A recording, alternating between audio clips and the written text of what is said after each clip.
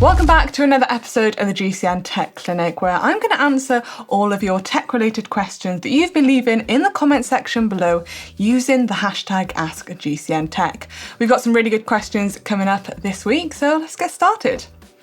Our first question in this week is, it's been half a year since I got into cycling and watching GCN videos. I'm about to buy my first road bike on a budget. What should I choose? 11 speed with a better frame or Shimano 105 with a lesser, better frame quality? So really glad to hear that you're getting into cycling and getting your first bike. You're going to absolutely love it. Personally, I would go for the better frame quality than the 105. That way, when the time's right, you have quite a good frame, but maybe you can upgrade the components on them. But one thing I would say, if you are going from 8 speed to 11 speed, you will have to change quite a few components like the wheels, the shifters and the cassettes. But it is your first road bike, so I wouldn't worry too much about it and just get out and enjoy riding your new bike. Next question in from WECF1. Hey, I was in a crash and I'm okay, and my Shimano SDI levers moved over. I was wondering how to adjust them over into the correct position. Also, should I replace my helmet even though I didn't land on my head? So I'm really sorry to hear about your crash, but I'm really glad that you're okay. So the levers are really easy to adjust once you know how. So all you need to do is find the bolt that attaches your levers to the handlebars, and this can be found underneath the rubberized hood. So if you just peel that back and it will reveal a little bolt, it's usually a 5mm bolt. If you undo that, you don't need to undo it all the way, then you'll be able to wiggle the lever around, get it back into the right position, tighten it back up, and you'll be good to go. And about the helmet, make sure you give your helmet a really good check through. Make sure there's no little cracks. If you do see a crack, then I would definitely replace it. It's just not worth taking a chance with your helmet.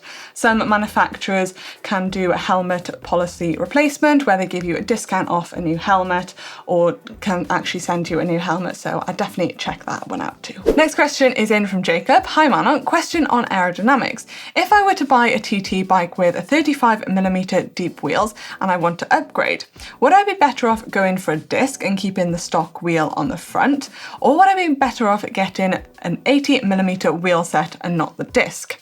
Thanks for the help, love the show. Hi Jacob, great question. I would definitely go for the disc because that's a massive upgrade and the one that you're going to get the most benefit from.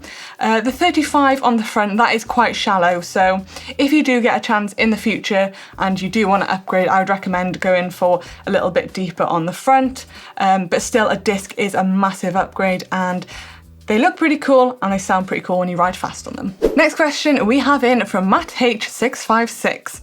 I've been looking at doing a bit of my own bike maintenance really, but don't have a bike stand. Is it a bad idea to flip the bike upside down so it's resting on the saddle and handlebars when you're working on the drivetrain, for example?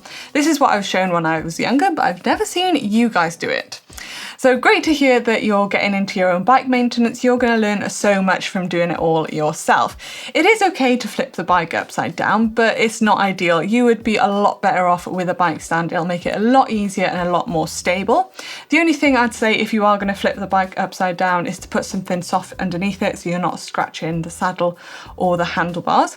I actually made my own bike stand a few weeks ago in lockdown and it was really fun.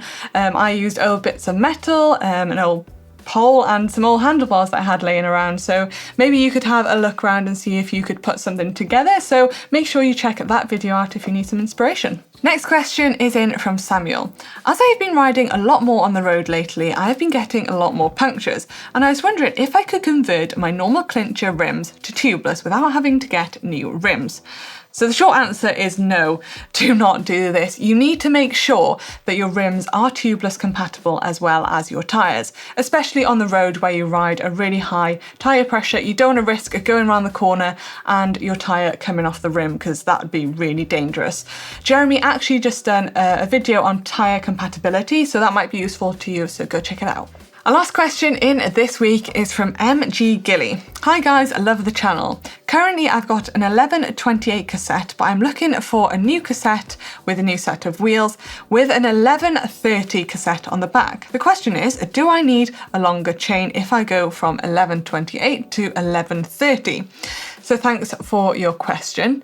It all depends how long your chain already is. It might be absolutely fine, but it might not. So what I would do is put the 30 cassette on the back, run through the gears and see if it does make it in to the 30. It might not. It might be quite a struggle for it to make it into the 30, or the derailleur might become quite stretched.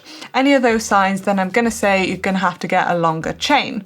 But you might need a new chain anyway. Your old chain might be quite worn, so upgrade 2 things at once and treat yourself. That's it for the GCN Tech Clinic this week. Hope I've managed to answer your tech related questions.